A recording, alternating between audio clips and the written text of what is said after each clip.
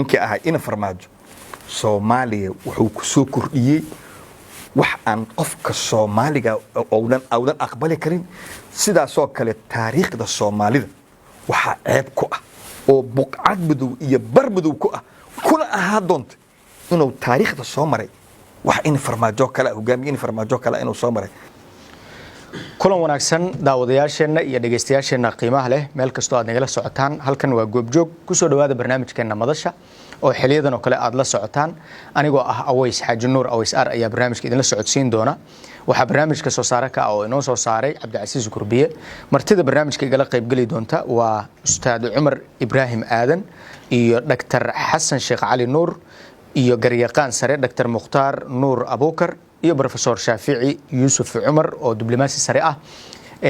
anagoo isku duuban waxaan idin leenahay ku soo dhawaada barnaamijkeena toddobaadkan barnaamijka waxaan ku eegi doonaa sida aad ka warqabtaan Soomaaliya waxa ay la mid tahay wadamada kale ee Afrika oo maamulada ka jira mararka qaarkood ama si joogto ah ay gafaf ay ugu geystaan dadka ay maamulaan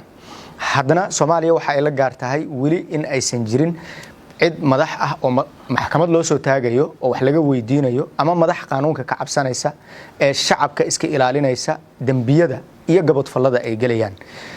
waxa dhacda in mararka qaarkood xitaa ay u eg tahay in xilalka xasaanad laga dhigto hadaba goormee iyo sidee ayay ku dhici kartaa ama aan ku heli karnaa inaan aragno madax shacabka ka cabsanaysa oo qaanuunka uga cabsanaysa lana heli karaa waqti madaxda loo maxkamadeeyo oo cadaaladda la waafajiyo wixii ay geysteen oo dambi تعدي أما قبض فل واحد دون تبديه برنامج كنا سؤالها أيوة كوساب سنة هاي مرتدى برنامج كأن سودوين كدب وحن ربا إن مركه هرب اللعبة إن سؤال شو جوه الرئيسة أرنتان إن مدحدو أيسن احترام القانون كشعب كأن لجعب سنين ومدحدو أيسن كعب سنين وحكوي معنا يسا سيدا أن مركه هرب أسمى يسني نظام كدولة نمذا سيدا أنا وديارني أي وحو وديار سنة هاي نظام أي مدحدو وحول بك عبكتها أي يدو وحول بك في عنتها sidaas keentay maan dhihi karnaa mise sida ay asxaabta qaarkood qabaan annaga yaan wali dawladnimo u diyaarsaneen oo dad miyiga ka yimid kadibna dawladnimo u yimidaanahay adiga aragtidaad maxay tahay bismillaah allahumma wafiqna lima tuhibbu wa tarda horta ma tantay weys anigu waxaan is leeyahay horta marka hore islaanshada ka hor dunida saddexaad waxa la yiraahdo qofka marka la yiraahdo hogaana tahay wuxuu leeyahay waxyaabo oo la soo baxo aan ciidana kula ballamin isaguna uu aaminsan yahay dunida la yiraahdo horu mareen marka la yiraahdo wadamadan qarbiga ee la yiraahdana iyana waxaas wax lamid ay leeyihiin marka qarbiga ninka jooga marka la yiraahdo madaxweynaha tahay jeebka wuxuu kala soo baxaa kaar laba layna ku qoran layga koowaad waxa ku qoran anigu waxaan ahay shaqaale oo dadkan u shaqeeya dalkana waxa iskale dadkan shacabka qalbigiisa ugu qoran tahay kaar in loo soo baxay ku labadaas akhrina wuxuu leeyahay dalka dadka iskale aniguna dadkan u shaqeeya waa ninka qarbiga waxba ku qasbay waa noqon doonaa ninkan dunida saddexaad anagu aan kamid nahay kaarka jeebka kala soo baxaya dalkana ana iskale dadkuna ana ii shaqeeya marka cidna company-ga uu iska leeyahay cidna uga mahaybaysto waxay aaminsan company iska leeyahay horta anagu nahay koow waatan koowaad tan ku xigta caalamka adduunku maba dhacdaba qof aan wax ka cabsanayn inuu hagaajiyo waxaas annaga shacabka ah miyaa sameynay oo dawladnimadan sidaas u sameeysanay mise madaxda kastoo noo imaad ayaga sameeysan wax ka principal ah jira waxa jira ama anagu asbayn miyaana sameeyno wax dad aan wax ka cabsanayn ma jirto aan wax hagaajin kartaa qofku ama ilaahay ka baqdo oo sida dadkii dawladda islaamka oo beriga hore jira iyo waa inay ilaahay uga baqaan dadka ama waa inay ka baqaan sida nimanka qarbiga sharci meel yaalo hadii uu wax qaldo lagu qabto inuu jiro oo sharcigaas ka baqo ilaahay kama baqaya marka anaga mushkiladan ugu habstaa waxay tahay qolan ilaahayna nooga baqayn wax ay ka baqdo maxkamadda qabanayaan aysan jirin dibka oo dhan waa intaas waxa soo hartay dadkan shacabka iyagu hore iyo gadaal iyo dib iyo Afrika Yurub iyo midna ay wax eeda male laakiin waxay u baahan yihiin wakiil ayaga ilaahay uga baqa oo institutionada dawliga ah oo jira isagu isticmaala si ay uga qabsadaan madaxda jirto madaxweynaha cid walba uga baqan aan weydiiyo garyaqaan Xasan maxay u dhacaysaa in madax ay ka adkaadaan garsoorkii ay iyagu ka adkaadaan wadan yar oo matalan wadamada waaweyn soo qaadan wadan yar oo ama Latin America ku yaala ama Europe ku yaalana garsoorkiisa iyo baarlamaankiisa uu uga adag yahay madaxweynaha uga adag yahay macnaha dhibkan haysta muxuu yahay laba nuqdo oo midna oo sheegay garyaqaanku midna oo sheegay Professor Shaafici oo muhiim ah jirta waxay tahay garsoorku muxuu u shaqeeyaa Soomaaliya waa su'aal Soomaa su'aashaas waxa ka horeeya garsoorku goormuu dhismaa yaase dhisa jawaabtu waxay tahay garsoorku wuxuu dhismi karaa oo uu noqon karaa garsoor shaqaynaya marka u horeysa garsoorka asiga waxaa dhisa fulintana waxaa dhisa sharci dejintana waxaa dhisa shacabkana waxaa dhisa aqoonyahanka sida Shaafici sheegay haddii marka shacabka aan aqoonyahanku uusan dhisin oo aqoonyahanku uuna shacbiga dowladnimada iyo fahamka dowladnimada inta u iftiimiyo shacabku aysan muuqaal dowladnimo sax aynan helin shacabku ma doora karaan wakiilo dadweyne sax oo ah golihii shacabka marka ka maqnaanshaha aqoonyahanku uu maqan yahay oo aanu dadka dowladnimada u sharaxin mugdigaas ayaa wuxuu abuuray shacbigu inay doortaan oo ay dowladnimada u wakiishaan kuwa aan ehel u ahayn oo loo magacaabo golo shacbi oo iib ah oo ayaga nafsadooda is iibinaya waxay dhahaan political prostitute addicaara siyaasiyi qabaan they are selling themselves ayaga is iibinaya shaaricay taagan yihiin kuwaasi marka oo addicaara siyaasiya qaba oo moral bankrupt oo ku dhacay ayaa waxaa la rabaa inay dhisaan hay-addii fulinta ma ninkaas asagaba aan dowladnimo aqoon oo moral bankrupt qaba oo mufliska ah oo lacagta gacanta u taagan tahay oo qaanuun aan ilaalihiin oo principle miyaa kuu dhisaya hay-ad fulin oo fiican kuu dhisaayo abadan kuma dhisaayo marka haddii golihii shacabku ay political prostitute ay yihiin oo ay faashilin yihiin laasim wixii aad ka sugto waa inay ku dhisaan hay-ad fulin oo ah xafiiskii madaxweynaha kii ra'iisul wasaaraha wasiiradii taliyaasha ciidamada guddoomiyaashii oo iyaguna ah political prostitute iyaguna naftooda dacaari siyaasiya ay qabaan iyagana moral bankrupt ay ku jiraan because kii dhala xumaan kuwaasaa waxaa la rabaa inay sameeyaan garsoor saxa suurtagal ma hada min almustaxiil faqid lishay la yacudi marka garsoorku ma dhismi karo haddayna dhisnayn hay-ad fulin oo xalaal ah hay-ad fulin oo xalaal ah ma dhismi karto haddaanu jirin golo shacbi ama wakiilo dadweyne oo sax ah oo ka shaqaynaya danta iyo wakaaladda ay shacbiga wakiil uga yihiin dowladnimada shacbiguna dowlad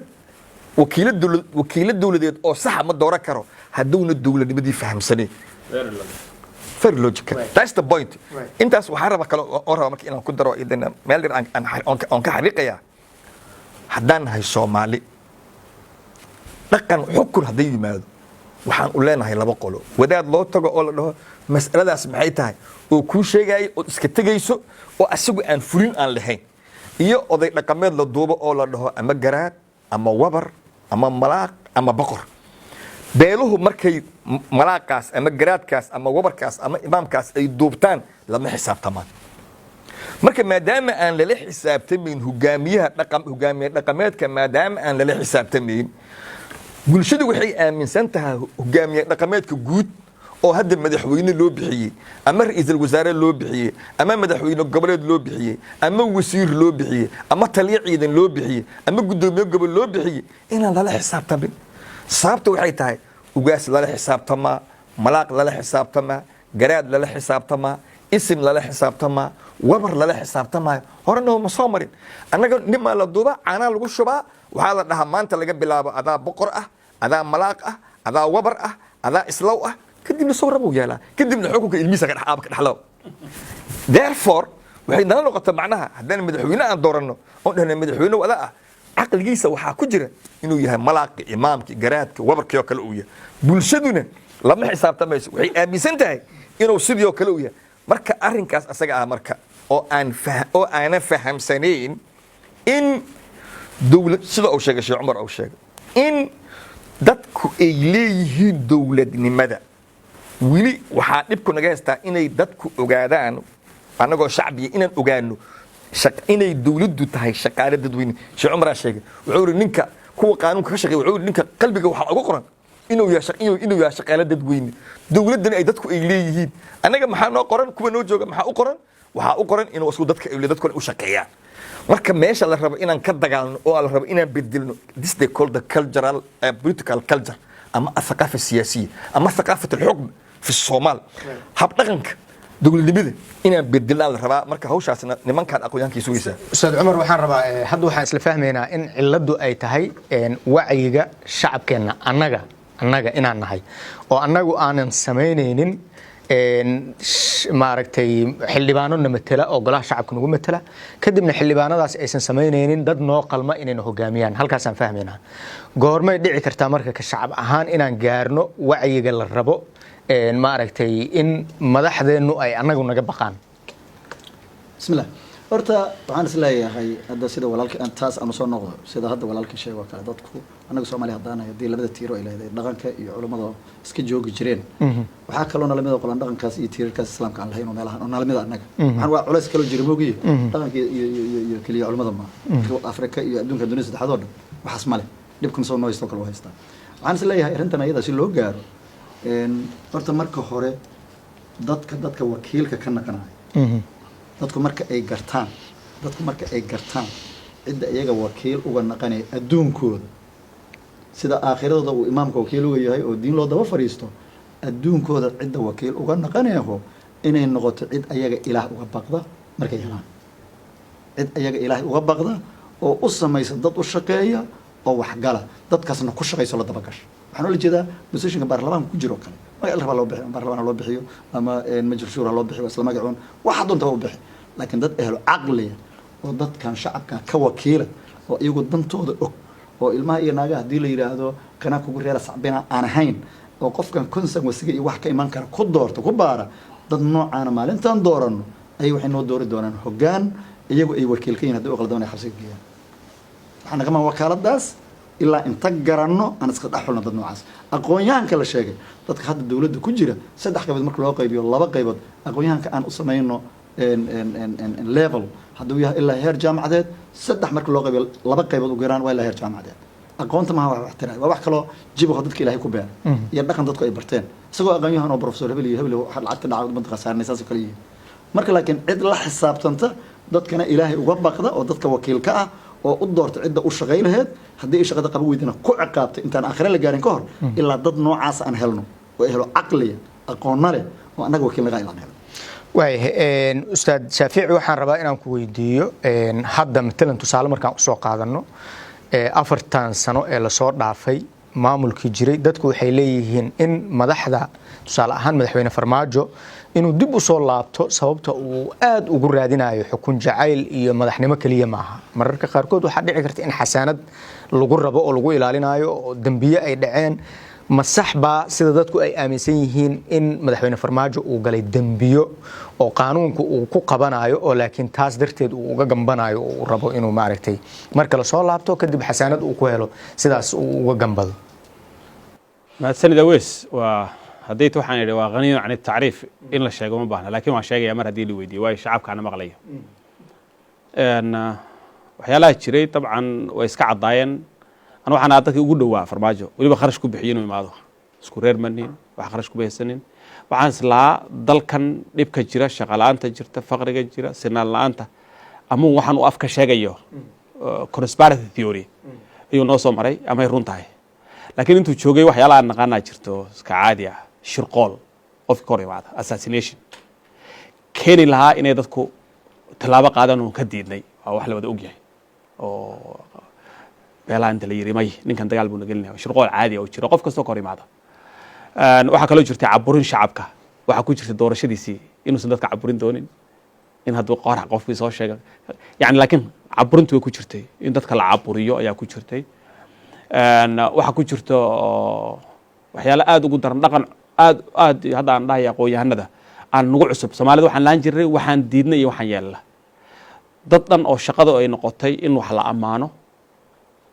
ama halaayo 3,000 oo qof madaxweyne xasan baa shaqaaleysiiyay mana taageersanaa taban haddana ma taageersanay madaxweyne Farmaajo timaad hal qof ma shaqaaleysiinin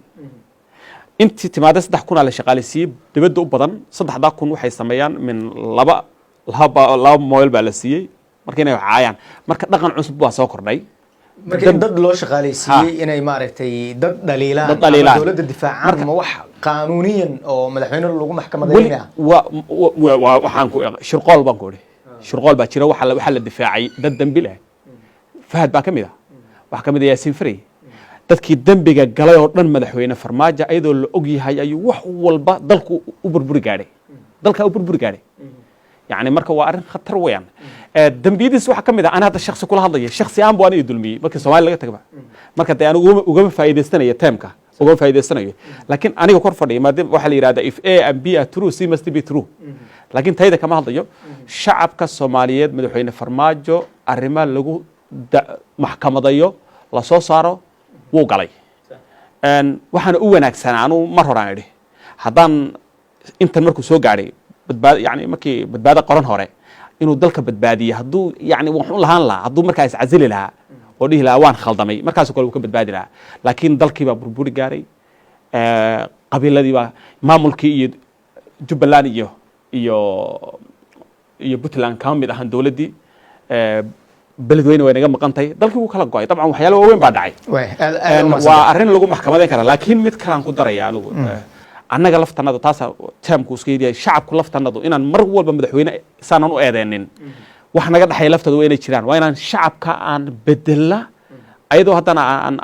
aan iska soo horjeedno waa inaan wax abuurno naga wada dhaxeeya si loo soo gaaro meel dad fiican nooga soo baxaan laana hadda 3-4 maalin baa laga joogaa baan maleenayaa hadday madaxdu wanaagsan tahay maxaa soo baxa shacbi wanaagsan weligeed ma dhicin cunug yar oo 2 jir ah oo xashiish dhuuqayo farmaajo ma keenay marka aniga wasiir hadda waa la maqlayaa soo madaxdu maqlaysaa aniga wasiir baa waxaan ku dagaalay kamid ah dawladdan inaan la dagaalamay xashiishka iyo khamriga iyo dacaaradda wuxuu difaacay anu marka hore ma maleynaynin gabdho yar baa loo geeyaa laakiin maan ogeyn waxaan la dagaalamay Amazon gabdhaha loo geeyo hadda waa wax la maqlayo la record garanay waa laakiin qofka toos uma sheegayo haddii la yiraahdo evidence kan ana diyaar u ah saaxiibkay professor Yaxya Amir wuxuu sheegay intaasoo khaniisiya iyo intaasoo wasiira in lagu soo daray marka haddii xataa waxba ka jirin badankood 6 iyo 7 laakiin wax u dhow yani wax weyn qofku hadduu wanaagsan yahay qof wanaagsan diintii halkaas ka joogaan sharcigii oo the physical harm dililka baa jiro difaacii dadkii dambiga kale way jirtaa marka in la maxkamadeynayo iska caday mar hore u badbaadi lahaa laakiin waxa noo muhiim ah ninkan ma soo noqonaya qof wanaagsan inta aan gariiqaanka aan aadin waxaan ustaad Shaafici inaan mar kale ku weydiiyo tusaale waxaan aragnay ilmo yar yar oo aysan ahayn oo maaragtay si public ah maaragtay u cabaaya shishad u cabaaya ama xashiisha ugu jiro waxaan aragnay wiilal Soomaaliyeed oo maaragtay muuqaal si public ah inay raganimadii ka tageen muujinaya waxaas ma waxaad leedahay oo aad ku dhaliilaysaa dawladda siyaasad ay dejisay ayaa waxaan ku dhaceen ma waxaad leedahay wax kala jira macnaha sidee la isugu xiri karaa madaxda iyo waxaan dhacay xaaladahan dhacay cid iga dhow meel sibcan u garanaya wasiir lama magacaabi kara agaasime ilaa la weydiiyo taas cidna la weydiin maayo marka dadka imaanayo isaga mas'uulka aha dadka marka anaga qurbi joogto waa dadkina soo badbaadiyo dadka noogu fiicnaa waay wuxuuna abuurad anaga qurbi joogto inaan sanacno intii ugu xumeed oo drop out ka ahayd ayaa xilaalka loo dhiibay si shacabku marka shacabku maxay ku daynayaan xaafadaha meelaha dhibku ka jiraan dad shacabku way maqlayaan meelaha dhibku ka jira waa meelaha dawladda awood ku leedahay yay uga daydeen ma dhici karto haddaad halkan dhaafto wadnaha haddaad saa u dhaafto arki maysid haddaad dhaafto isku con stadium arki maysid waa meelaha dawladdu ay ku xoog badan tahay marka mid kale jirto keenay ciyaalkii dibadda laga keenay laftooda oo xashiishada isticmaalayay way dawladdu marka ay la sheego un bay difaacdaa oo wax gubtaa maahine marka hore ma qabato rabitaan baa jiro Dr. Mukhtaar waxyaabahan la sheegayo ee eedeymaha ah ee madaxda xilligan jirta lagu eedeynayo oo la leeyahay waxay gaarsiisan yihiin heer in lagu maxkamadeeyo ay tahay ma wax mucaaradnimo ka imaanayso oo ka badbadis ah miya mise waa wax ay dheer yihiin madaxdii hore sida ay kula tahay alaana sharciga maanta ee nooga fiican aways waa maadsantahay walaal horta waxaa jira waxa la yiraahdo public moral iyo public order labay kala yihiin public moral waxa waaye shacabka moraalkooda waxyaalaha xunxun oo runtii bini'aadanimada ka baxsan oo maskaxiyan iyo diidayo sharciga marka laga soo tago maskaxda xataa diidayo oo aan accept ay noqonayn public orderne waxay tahay waxyaalahaas in awaamiir laga baxsho talaal la qaado waxyaabaha akhlaaqiyaadka caadiga oo ka sheekeynayna waay laakiin sideeda kale marka la fiiriyo qodobada matalan qodobo aan dhihi karno dawladdan waxay uga horeysaa dawladihii hore miyaa jira mise waxaan waa isku wada mid laakiin maaragtay mucaaradnimo nugu jirta mararka qaarkood ayaan si ka badbadis ah wixii u sheegaynaa ama u soo bandhigaynaa mise waa wax sax oo ay dheer tahay dowladaha kale horta waa xaqiiq profesorka wuxuu ka hadlayo dowladdan waxay soo kordhisay waxyaalo runtii haddaan an waa xisaabeena mise wadeena muddo qaadanayso waayo marna ma aysan dhicin shaqaalaha dowladda inta la hayrgareynaya in CBB niman loo baxshay uu sheegaya in lacag mushaar la siiyo hadda hadday la yidhaahdo WhatsApp group ay qabaan waxaa la leeyahay intaas qofooda hadlayso shaqadiina qabsada hebel ha la weeraro ayaga waxay ku soo galayaan oo runtii magacyo different kala wato hebel alcayna waxaas la soo kordhiyay kow waxaas waa la soo kordhiyay waxaa la soo kordhiyey in shuruucda iyo nidaamka iyo dalkaba dastuurka waxa uu qorayo oo runtii profesorka wabankiisa uu yahay aan hal maalin la fiirin hal maalin waa one day maxaa qaanuun shuruuc aan degsanay waa laalaaba qashkaa lagu riday waxaa lagu soo kordhiyey shacabka qof alla qofkii ka fikra duban ama qof alla qofkii dadka ugu liito bulshada xilal in loo dhiibo waa dadka ugu liitaya ayaa la soo xulanayaa xilaa loo dhiibayaa nin wax garad lama rabo nin wax dareen leh lama rabo nin aqoon-yahan lama rabo waxaa la rabaa ninka dadka bulshada ummaddaa yaabo bal ninkaan sidee wax loogu dhiiba waay ustaad cumar maxay kula tahay بسم الله اللهم وفقنا لما تحب وترضى horta waxaan is leeyahay anigu hadda wax la sheegi karo waa ka badan yahay wax la sheegi karo oo qof aan dambiga la dhigi karo horta wax badan dhacay horta islaamku marka la yiraahdo qofku inuu been sheego qofku wax xadi karaa waa zinaysan karaa laakiin boqor waliba qofka ninka la yiraahday waa head of state Soomaaliya oo shakhsiga ugu sareeya horta inuu hal mar been sheego dambiga weyn waliba waxaan meeshan yaala boqolaal been uu sheegay oo waliba ay isburinayaan haddana ka soo tagtaas haddii qof uu wax dhiso ama uusan waxbana dhisin kelmaddaas lagu eedeeyaa laakiin maxaa la yiraahdaa haddii wixii la jiray institutionska dawliga ah oo maxamed siyaad bare markuu meesha ka baxay dumay oo muuqaal ahaan u muuqda guri 1000 dabaqa oo iska kor dumay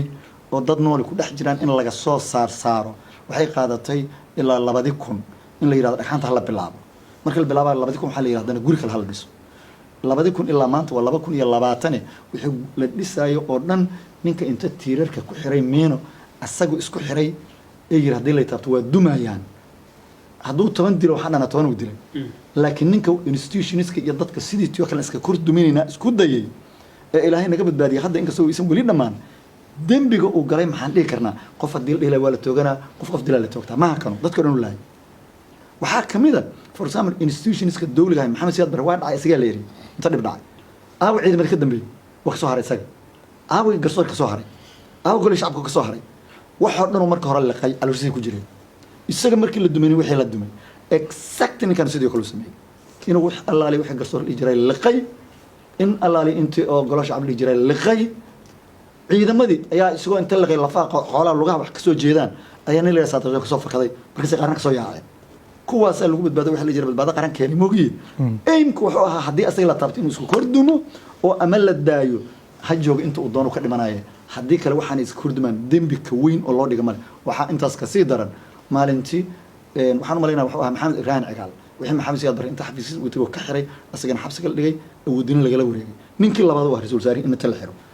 waxa ilaahay nagu badbaadiyay wixii wali farjaylan u hagaagsaneen iyo ciidamadii wixii aan soo golayn wixii wali qabiil ku dhisana ilaahay nagu badbaadiyay aymkiis waxa sidii kale intuu qolka ku xiro awoodana kala wareego maamulka barta soo bilaabo 69 ilaahay nagu badbaadiyay waa inqalaab kale la isku day tan kale asagu markuu inta soo hor istaago is sharxay uu yiraahdo inta campaign gala dalka ana madaxweyne ka naqana ee loo doortay macnaheedu waxay tahay hadii gabaro xashiish abta asaka mas'uul hadii nin dilo waa inuu asagu inuu dilo macnaheedu ma laakiin wuxuu mas'uul yahay inuu cid disho inta daba galo maxkamad soo taago haduu soo taago way asaga dilo ka mas'uul waxa dhib dhacay oo dhan asaga kaligiis ma qoliyii ka horeeyay dhibka geesi jirana ka yaray moogiye nin kasta oo madaxweynenimo sheegto inta ana idin xukuumad dalka yiraahdo dhibka dhaca hadii gabar mas'uul dhaxdeeda in jalaaf u dhigo ku kufiyo asaga ka mas'uula haddana waxaan ognahay degmooyin kamida gobolka Banaadir waxa lagu gadaa dumarka dowladana noo sheegto waa kii taliye ciidanka degmada Cabdulcasiis inta banaanka soo cala lahay gabdhii banaanka jijifaan waa xambaarna markii la xisaab la gaaro iyagoo wada daraagisa qaar uri wada leeyihiin meel uu sheegay in jiyo yaa la geeyay laakiin ustaad Umar waxaan ilaa hadda waxaan ka sheekeynaynaa soo ma qaban ilaa hadda waxaan ka sheekeynaynaa xaalad dalka maaragtay ka jirtay oo dowladdan iyo dowladihii ka horreeyayba ay ka jireen ayaan dowladdan ku eedeynaynaa in xashiish la cabo dalka way ka jirtay maaragtay gabdhahan hadda aan ka sheekay ciidamada inta la liqay la yiraahdo hadiisan aniga ahayn wax dhaqaaq kar ma jiraan ninkan weerar shacabka weerar kii qabla mucaarada weerar qolada kale la yiraahdo wax dhan lagu qabsado كل شعب كو انت سوف فريستا ميل او لقو محو كو يا جوارح الكيسي محو كو انو يahay nin furfuran oo leh warsidii la soo aan iskar dooran ormay wax wadaan naga wada leeyir waxa la sahiir asaga gaar u dhistay waxaan oo dhan wax ula jeedaa inuu dalka handal gareeyo oo uu muujiyo asaga iska leeyahay waxa uu dhacna waa dambi ka weyn ma jiro bal iska dhaaf inuu maanta meesha inta ka sheekay madaxweynaha hore la yiraahdo dambiya way dr xasan waxa jirta waxa la dhahaa kullu cadiimin cadiim cid kasto weyn waxay sameeysan weyn annaga marka aan ka hadlayno dambi madax marka aan ka hadlayno waxaa la sugayaa dhacdooyin waaweyn oo ay tahay qofkaas ama kooxdaas in loo qabto oo loo maxkamadeeyo ay tahay laakiin haddaan maanta aan ka sheekayno shaqaale loo tababaray ama mushaar lagu siiyey inay dad caayaan weli maaragtay wax waaweyn ma dhicin markaas alxamdulilah aan dhihi karnaa miya mise waxyaabo kalaa jiro okay bismillahi rahmaani rahiim horta marka hore ninka hadda sheekada lagu keeno la dhaho in farmaajo aniga shakhsi aan horta waxa gamaale aniga shakhsi aan taydi aniga waxa gamaale laakiin Soomaaliya waxa ka helay sidoo uga helay hadda waxaan sheegnay ku dadka Soomaaliyeed dawladnimada waxa wakiil uga ah golaha shacbiga 9 Abriil 2018 af ciidamada qaranka oo ay ku jiraan commandoski oo ay ku jiraan afarta taliye ciidan ayuu ku weeraray golihii shacbiga dadka Soomaaliyeed dadka dawladnimada wakiilka uga ahay golaha shacbigana inay ciidamadu galaan waa mamnuuc ayuu intuu galay ku kufsaday gudoomiyihiin xilka ka qaaday gudoomiyaha golaha shacbiga xilka wuxuu ku waayi karaa 3 dalool 2 dalool inay u codayaan golaha shacbiga madaxweynaha jamhuuriyadduna kii jooga asna wuxuu codka ku waayi karaa xilka ku waayi karaa golaha shacbiga inay 3 dalool 2 dal u codayaan jawaari iyo in farmaajo isku mid ahay ciidamadii qaranka ayuu u isticmaalay taas oo ka soo horjeeda dastuurka waa ninka koowaad dalka nambarka labaad haddana mar labaad sida uu sheegay Sheekh Umar wuxuu haddana ciidamadii qaranka haddana u isticmaalay haddana xafiiskii ra'iisul wasaare wajida ayuu u isticmaalay waa dembi kale oo macnaha inqilaab maxaa la dhahaa inqilaab waxaa la dhahaa hay'ad dawladeed oo dastuuri ah in lagu bedelo xoog marka hay'adda fulinta iyo xafiiska ra'iisul wasaaraha iyo golaha xukuumaddu waa hay'ad dawladeed oo dastuuri ah wuxuu rabaa inuu ku bedelo xoog waxay ka soo horjeedaa dastuurka laba soo maaha saddex Soomaaliya waxay dooratay inay noqoto wadan federaal ah Jubbaland gobolka Gedo wuxuu ahaa gobol ka tirsan maamul goboleedka dawladda Soomaaliyeed oo Jubbaland waa dastuuri xoog ciidan ayuu ku dumiyay oo gobolka uu ku dumiyay waa nin qaran dumis ah afar doorasho ayaa waxay ka dhicisay koonfur galbeed sida ay doorashadu u dhacayso ayaa shacbiga Soomaaliyeed ee deganaay baydhaba ka gaduuday shacbiga waxa loo isticmaalay xoog iyo huba loo isticmaalay dhiig 13 qof u garaa la dilay oo Soomaaliya la dilay shan nin la yaqaan oo u tartamay madaxweynaha jamhuuriyadda federaalka Soomaaliya inuu noqdo oo 8 Febraayo ag fadhiyay ayaa gurigiisa la weeraray ciidamadii qaranka oo gurigaas joogay ayaa birta inta laga aslay ayagoon dharkii laga bixin oo aan lagu dukan oo janaasay lagu dukan ilaa ay hadda meel jira aan la garanayn lix madaxweynihii asiga ka horreeyay iyo kii ka soo horreeyay weer lagu qaaday oo dad ka tirsan ciidamada dawladdu ay dagaalkii ay ku dhinteen oo asagu uu saab u yahay toddobo haddana mar kale madaxweynihii asiga ka horreeyay ayaa lagu duulay oo ciidamadii uu asagu uu diray inay soo dileen ama ay soo qabtaan ama ay soo xiraan wuxuu rabaa ma aqaane ayaa haddana qaarna ka dhinteen iguna dad dilay oo kaleeto igana ah dagaalkii shirka holaha ka dhacay iyo markaas ciidanka hore gabar Soomaaliyeed oo xaafadeeda joogtaa lagu dilay oo weyna joogtaa xabada ku dhacdo lagu dilay soo soco haddana waxaa dhacda haddana maalin kaleeto dad soomaaliyeed oo bannaan baxaya inta oo ra-iisul wasaarihii asiga uu magacaaba ku jiro iyo xildhibaano ayaa halka haddana lagu xabadeeyey oo madaafiic laysku turay ay airbortka ay ku dhaceen. marka waxaasoo dhan oo jaraa'im ah waxaa kaleetoo maqan oo ilaa hadda dee la ogyahay gabar ka tirsan ciidanka qaranka oo nabadgudda qaranka ka tirsaneed ayaa meydkeedii iyo lafaheedii la la'yahay. haddii la baadi goobi maagana waa loo jeeda qof kasta inuu asagu sidaas uu ku sameeyey oo asagu harbargareeyey waa loo jeeday. marka ma waxaasoo dhan oo dunuub ah ayaan hal xaba bis waxaa ku filay oo keli ah inuu ciidamada ku weeraray golaha shacbi bisa ku filnaa in lagu maxkamadeeyo. marka waxaasoo dhan oo dunuub ah galay. intaas waxaa dheeriya 5 sannadood oo asagu hogaamiyaha ummadda hortaagnaay 1 sano si saxa hantidii qaranka miisaanida looma xirin. xataa tii la xiray 17 la xiray 42 milyan iyadoo maqan tahay oo leeyahay lacagta ummaddu waa maqan tahay oo guddigii baarlamaanka u qaabilsan xilka laga qaado la xoogay ayaa si amcan lagu xiray. hantidii qaranka lama waardiyeen, nafti ummadda lama waardiyeen, dastuurkii lama waardiyeen, federaalkii lama waardiyeen. marka ijraamka intaas ka weyn oo la samayn lahaa. marka macnaha taasa ujeeda waxaa ku soo taas marka waasa waxaa ku saaray waxyaabihii kale oo qiyamka bulshada ah. haddii ay gabdho Soomaaliyeed waa ka xumahay si xun u dhaqma hadday jiraan, wiilal Soomaaliyeed oo si xun u dhaqma hadday jiraan, wax xashiish caba hadday jiraan, taas waa qiyamka caamka oo ummadda ka halaysan. of course dawladda ka mas'uula, laakiin waa wax oo qaab darro kaleeto aan haysata deebida kaleeto oo haddana kale oo ka daran oo nagu soo korortay waxay tahay in dad loo sameeyo oo loo haayar gareeyo dadka bulshada sharafta iyo karaamada leh inay caayaan. yani waxay ahayd in lala dagaalamo fuxshiga iyo munkarka. ilaahay wuxuu dhahay almu'minuuna walmu'minaatu bacduhum awliyaa'u bacdin ya'muruuna bilmacruufi wayanhawna cani lmunkar. dadka mu'minaadka iyo dadka muslimiinta waxaana la amray inaan xumida joojino wanaagana amarno, laakiin in dad loo qoro dadka caaya fuxshiga sheega foolxumada sheega waxaasina waxay kasoo horjeedaan qiyamka sidoo sheega garyaqaanku. marka anigu maxkamad ma ihi, laakiin aniga waxay ila tahay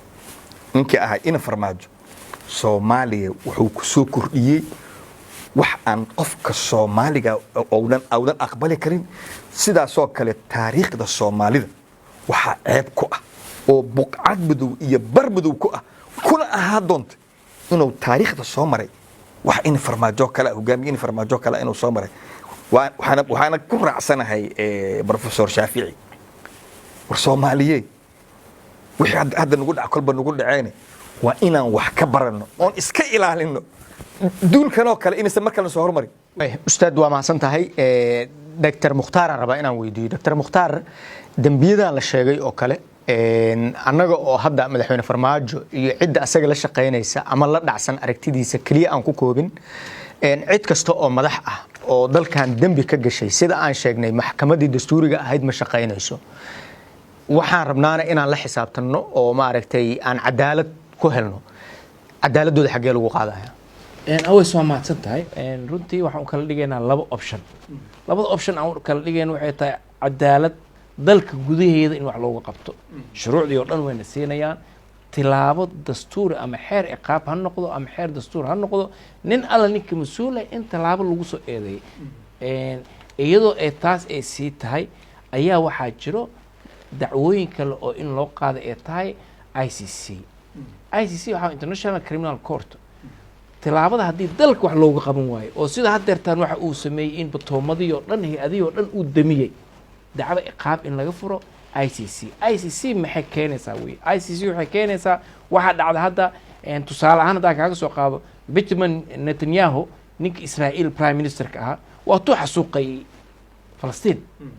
dalkiisina wax loogama qaban karo, ayagana dowlad xayi ma aha. dacwo ayay waxay ka fureen ICC. ICC waaran international ay goysay dhan meel alla meesha lagu arko in la qabtaa. garsoore oo Spanish oo ICC joog waaran oo soo issue kare hala soo qabto. waxaa kaloo ku xigo oo sidaas oo kale ay tahay madaxweyne ra'iisul wasaarihii Malaysia dacwaha loo qaaday international inta la localka ayaa lagu maxkamadeeyay la xiray. waxaa kaloo jirto Yugoslavia Slovakia Milosevic xasuuquu geystay waddan gudihiisa waa lagu qaban waayo shacabkiisa ayaa waxay xasuuqeen ummad dhan ayuu dhibaateeyey international ICC way qabatay gaal jiray geysay Tayloraa jiro waxaa jiro president of Cote d'Ivoire lahaa waxaa la lahaa Laurent Gbagbo sidaasoo kale asna loo soo qabto waa la xiray waxaa jiro Charles Kabando waxaa jiro Sudan Cumar al-Bashir annaga xeerkan hadduu xataa shaqaynaynin hadda waxaa jirta aqoon-yahano badan oo annaga tiam nahay wada shaqayno dacwad ayaa ICC already loo gudbiyey oo arrintii ikraam tahliil ay tahay arrintii cabdiraxmaan cabdishakuur oo ciidamadii la baabi'iyey oo tilaabo laga qaadin oo nimankii dhibaateeye la dalacsiiyey gabadhii muwaadinad Soomaaliyeed ayaa madaxweynihii head of state la rabay inuu dastuurkaas aan ku qorna ilaaliyo nimankii dadka dhibaateeyay inuu dalacsiiyey ayuu waxa weeyaan wuxuu ka dhigay midna la taliyihiisa midna prime wuxuu ka dhigay taliyaha ciidanka nabad sugidda ay xildhibaan laakiin midaan rabaa inaan ummadda aan u sheego aan xaqiijiyo xasaanad wax la dhahay ma shaqaynayso xasaanad dambiyo gal xasaanada ilaalinayso waxas ma shaqaynayso xasaanad wax micnaheedu xasaanad maxay tahay xasaanad waxa xil sharafeed waay is ilaale ha ku ilaaliso adoo xildhibaan ka soo qaad xildhibaan ama tahay dambi yar ayaad samaysay waa small panel isla bartiya lagu kateenadeena isla meesha lagu kateenadeena xasaarin maxay tahay micnaheedu shacabaa ku dooratay nin mas-uulaa tahay ilaali sharaftaada sharafta shacabkana ilaali waa ilaali weyda Soomaaliya hadda waxaa dhacay tusaale aniga intaan xeeraalinta joogay nin xildhibaan ka mid ayaa askariga dharbaaxay askari dharbaaxay ku dhuftay oo yiri xildhibaan xasaanada wax laga ma qaadi karo markii reportka ay soo gaaray waxaan isla barti ku soo kateenaday ii keena waa what is this maxaa waxa sugaysay kateenada lagu soo qabto waa la hor keenay dowladda madaxweyne farmaajo uu joogo miyaa maya xasan sheekh joogay mar alle markii la keeno raali gelin oo baxsha askariga ku wogtay saan moodayno xildhibaan kale anagoo garsoore ee maxkamadda joogno ayaa inuu soo galo garsoore caay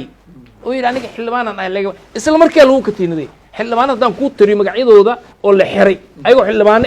way badiyeen ma xasaanad inay xildhibaano ka ilaalin adigoo dambi aa gashan iska badaabo ama xildhibaan noqo ama waxaaratid noqo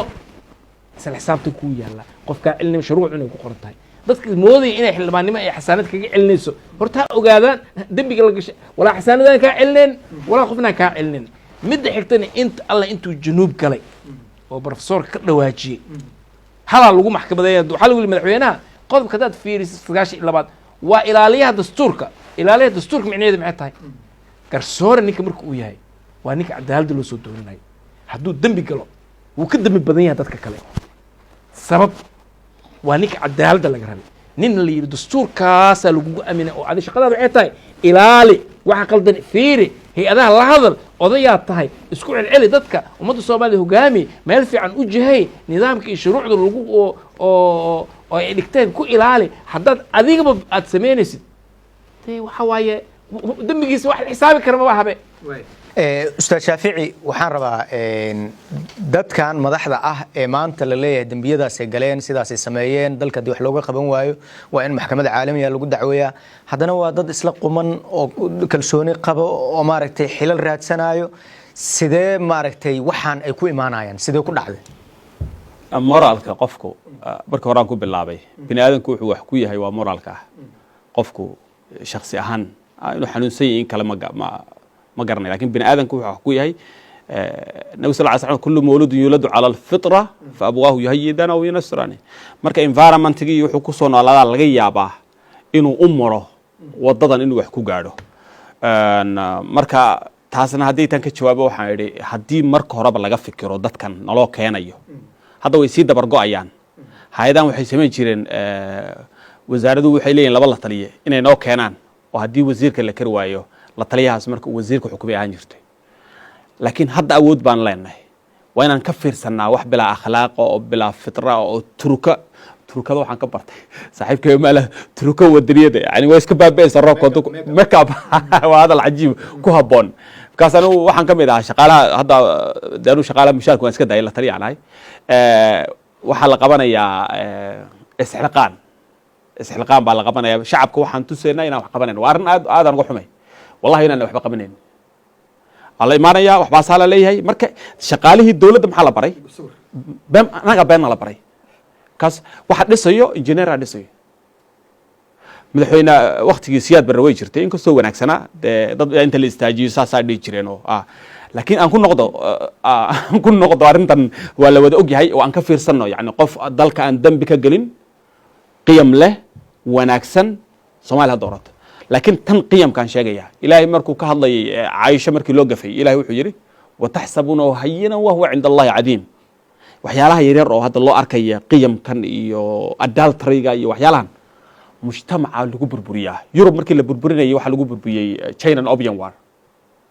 waxa laga yaabaa dad inay fulinayaan double citizen double loyalty wato okay mid kale mid aan sheegin baa jirto way sheegeen waxyaalaha lagu waa si fiican bay u qeexeen kuna filan qalbi dhagax wax yar maahan oona lef wax yar maahan madaxweynaha hadii wax inta kaliya annaga laakiin Jubbaland baa ka soo jeeda محافظ مركا وان يابني يعني مش دياريه baa laga celiyay wallahi dad badan baa ku dhintay isbitaal laan baa lagu dhintay madaxweyne farmaajo ka dambeeyay waan weydiiyay wasiir Omar anuu shaqo kuma leeyahay madaxweyne soo amro yiri anuu ugu yiri ani isaga saaxiib aan musharax Jubbaland baa markaas laan markaan sheegay waa wax xaqiiqa ma ahan dadka aan gaari karin madaxweyne farmaajo xaqiiqada aan ogeyn ma ahan nin hadda yani ku tumanayo maba soo noqonayo laakiin xaqiiqa jirto weeyaan shirqoolka muhiimaddu waxa weeyaan shirqooladii uu geystay markii la eego qalbi dhagax iyo ikraan iyo madaxdii hore oo sida sharafta ugu dhiibtay waxaan markii la eego waxaan dhahayaa marka horaana ka fiirsanay dadkaan u dhiibanayna dad nadiif ah oo qiyam leh fitro leh Soomaaliya aan u dhiibanno haddaan ka gaari karnaa haddii kale weligeedna waxaasaa soconayso laanna kan wanaagsan waxaad ka qaadan kartaa haddii lacag loo ordayo حتى كم ورق صوت كقاعد كرتا. واي هذا ما سنتهي أستاذ حسن أنك بالله بايا وحن ربنا من لبض دقيقة بس إن أنا إدريسيو وقت جا جبا أذان كبالله بايا وحن ربنا وحن كوسا لنا نحل الدورشان جوجنا ضدك أردن وحي ربان حالة كون أكسن حالة دان أي ربان مركا تلدينا وباهنا محاد كتلين لهيدا سي حالة داس ونأكسن وضدك أي رجينا ين لو جارو. أنا وحن كتلين لها مركا ورسالة أدايب عن شيء كو وحجرتك الصومالية iyo beelaha Soomaaliyeed iyo dawlad goboleedyada iyo guud ahaan dadka Soomaaliyeed in golaha shacbiga ee Soomaaliya loo doorto dad munaasab ah mas'uuliyadda qaran qaadi kara heshiiskan dadweyne ku shaqeeya aan la laaluushi karin aan la gada karin sida ustaad Shaafici oo sheegay garyaqaanku oo sheegay Sheekh Umar oo sheegay qiyam iyo mabda' leh horta inaan doorano dadkaas ayaga ah oo hadhowto ahaan doona wakiilada dadweyne waa 275 xildhibaan iyo 54 aqalka sare ah isku darkoodu waa 329 mudane 329 kaas mudane waxay dadka Soomaaliyeed oo tiradooda ay dhaafayso qiyaastii 15 milyan oo gudaha Soomaaliya degan iyo ugu yaraan 10 kale oo walaalahan oo Soomaaliya Kenya iyo Ethiopia iyo Djibouti jooga oo dawladnimada nala leh dadka dawladnimada wakiil uga noqolahay waa marka dadkaas waa inay noqdaan dad qaadi kara mas'uuliyadda 25 milyan dadkaas marka waxa laga rabaa waxay tahay waa inay Soomaaliya u doortaan waxa madaxweynahan dhaheen laakiin waxaan dooranayno waa malaaq guud ama ugaas guud ama imaam guud ama boqor guud ama garaad guud waxa doonto u bixi 25 milyan oo cirqiga Soomaaliga ah mustaqbalkooda qofka lagu aaminayo waa inuu noqdo qof la soo xaqiijiyay oo sida uu Shaafici sheegay aan iska hubinay oo heshiiskan dadweyne nagu hogaamiye oo isla markaasna ka shaqeeya inuu noo dhiso hay'ad fulino sax ah hay'adda fulintuna ay noo dhisto hay'addii garsoorka iyo cadaaladda oo markaas aan noqono ummad leh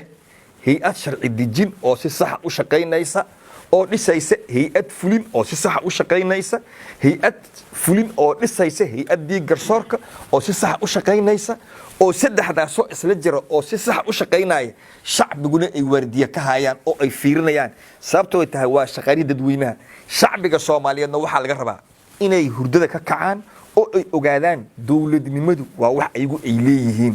haddii golaha shacbigu qaldamaa waa inay soo kacaan haddii hoggaanku qaldamo waa inay soo kacaan haddii garsoorku qaldamo waa inay soo kacaan dhahaan maya waa khalad annagaa iskale dowladda nama iibi kartaan leeyuush ma qaadan kartaan dadka lama dili karo sharaftooda meel loogama dhici karo oo macnaha aan noqono annaga nafsadeenu aan noqono good citizens muwaatiniin oo saalixiin ah oo annaga aan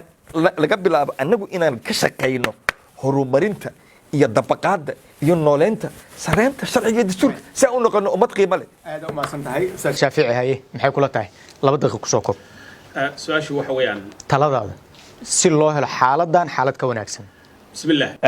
si xaaladan aan ku jiro oo jahawareerka si looga baxo waxaan ku talinaya 2 daqiiqood sheegtay waxaan dhahayaa shacabka Soomaaliyeed in la doorto qof aan laga shalaayi doonin oo dabcan aan ka cabsanaynin xataa in haddii maslaxadda Soomaaliya noqoto shabaab lala heshiiyo waayo Maraykan buu lala heshiiyey han leh oo aan sugayn hadda Maraykan markuu Taliban la heshiiyey kadib baa xogaa dadku han galay laakiin qof han leh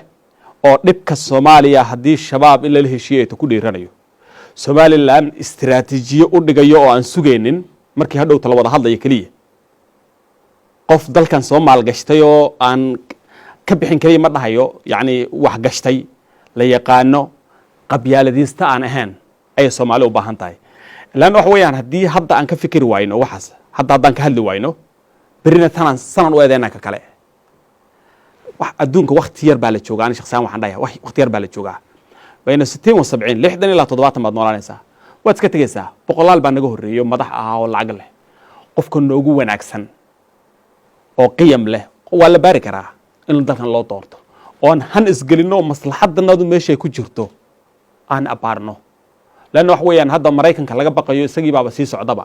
wuxuu ku fashilmay dadka qaar wax laga yaabaa in waxyaalaha xalka qaar ay ka carreeyaan midda kale waa inaan ognahay qofkan inuu qaban karo Soomaaliya xalkeeda wax weeyaan waa hadda faqri shaqo la'aan keenay ay ka dhalatay silnaan la'aan qof waxaas inuu qaban karaan ognahay damiirna leh oo aan ka shalaayeen ayaan u qabaa way Dr. Umar haye aniga waxay la tahay horta hal kilik wax fiican waxa loo dirsadaa qof fiican صح waxaan rabnaa cid gaara karta adduunkooda oo fiican oo ku xira aakhiradooda oo fiican cid ku xirta dadku inay u doortaan oo ilaah uga baqda ciddaas ayada methodkeeda iyo lasaatankeeda la imaan doonta laakiin one click qof adduunkooda oo wanaagsan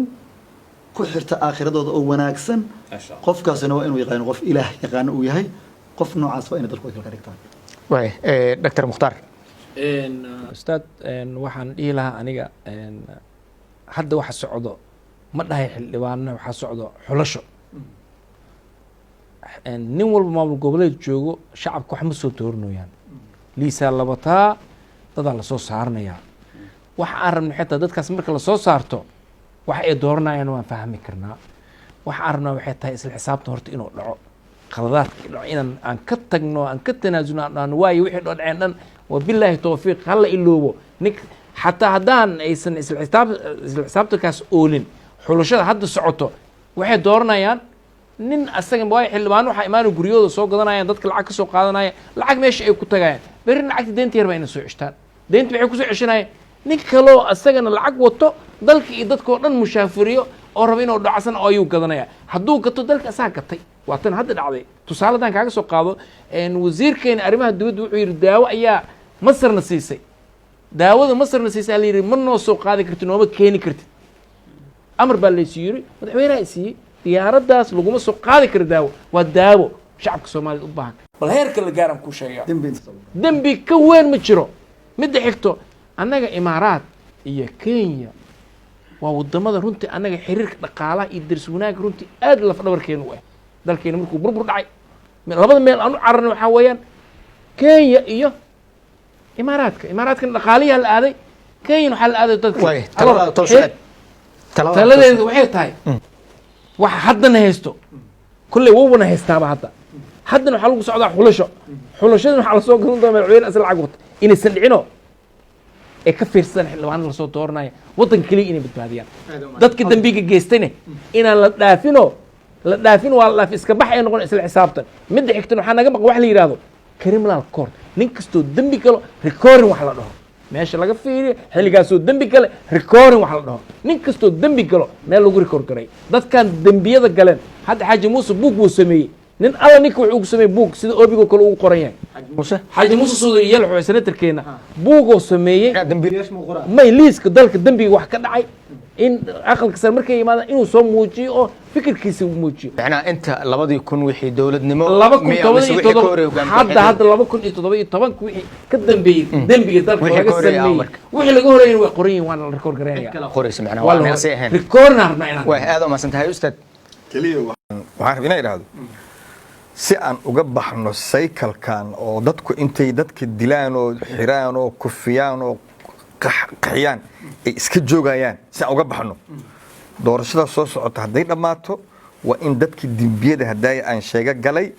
maxkamad la geeyo garsoor cadilna ay helaan macnaha aan ima dhahay dadka waa dembilayaal hala qabto hala xiro hala dila maya waxaan leeyahay maxkamad hala geeyo maxkamadaasna ha loo ogolaado inay samaystaan garyaqaano difaaca ha isdifaacano laakiin waa in maxkamad isu geeyo cidda keen lahayd Canada marka golihii shacbiga ee Soomaaliya oo la kufsaday dadka guryahooda lagu dilay Jubbaland oo la dumiyey dhibaatadii ka dhacday baydhabo ka dhacdo muwaadiniin Soomaali lagu dilay muwaadiniin Soomaaliyeed oo Itoobiya loo dhiibay madaxdii hore iyo dadkii la weeraray dhibaatooyinka ka dhacay dadka ku dhintay ciidamadii qaranka ee dagaalka la geliyay ee ku dhintay dadka jaraa'intaas galay waa in maxkamad la saaro maxkamadana ayna helaan cadaalad ayaga nafsadooda mu jeedaa ayaga nafsadooda oo dimbilayaasha ah waxaan dhahaynaa ha helaano cadaalad haddii kale weligeed Soomaaliya dul dhaqmayso way aad u maasantihiin hay waqtigu u dhamaaday hal daqiiqo ku dar hay maadaama aan maanta dhan ka hadlaynay in la saxo khaladaadka jira shacabka Soomaaliyeed ama madaxdiga dambeys waxaan dhihi lahaa khaladkanagu wuxuu ka jiraa dastuurku ma dhamaado federaal kuma qeexno 4.5 ka laftiisa waa in lagu daraa xalka laana dhibaatada ka mid yihiin mid kale muhiim oo hadda aan dhaxalay oo tabcan anagu hadda markaan dibadda joogo madaxweynaha afkiisan ku hadlaya laana waan difaacaya waa dalkanagi laakiin arrin baa jirto dad badan ay weydiiyeen baan afrikaanis baa kamid ah qof kasta oo qoyahana waan gaarsiinaya madaxweyne Farmaajo intuu joogay waxa dhabatay in adduunka oo dhan nala nacsiyo ay wadaniyad noqotay waa khalad haddaan Kenya nacno imaaraad nacno Sacuudi nacno waa khatar marka dhalinyarada iyo ruuxan u sheegaya adduunka wax waad isku gafi kartiin intaan bas ku gafi kartiin laakiin xiriirku wuu soconaya laakiin waa yani noocan wax sax ma ahan marka labadan dhaqan waa inaan bedelaa in adduunka oo dhan aan nacno iyo amaantan iyo caydan wadaniyada laga dhigay way aad u maasantihiin professor Shaafici Yuusuf Umar oo ugu dambeeyay diblomaasi sare ah iyo garyaqaan sare Dr. Mukhtaar Nuur Abukar Dr. Xasan Sheekh Cali Nuur iyo sidoo kale ustaad Umar Ibrahim Aadan oo martida barnaamijka kamid ahaa aad ayaan ugu mahadcelinayaa waxaan u mahadcelinayaa soo saaraha barnaamijkan Cabdicasiis Gurbiye anigoo ah Aways Xaaji Nuur Aways Ar ayaa barnaamijka idin daadihinayay asxaabta kale ee kaamirada iyo editinka qayb libaax leh ka qaatayna sidoo kale waxaan leeyahay waad mahadsantihiin intiini daawanaysayna waqtiga u hurtay barnaamijkan inaad daawataan aad iyo aad sidoo kale mahadsanidin anagoo isku duuban nabadgelyo